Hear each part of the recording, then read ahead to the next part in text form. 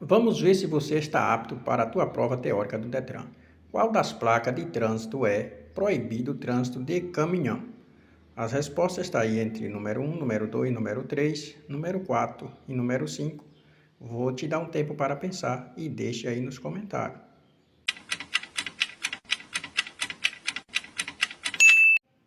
Se você marcou o número 3, acertou.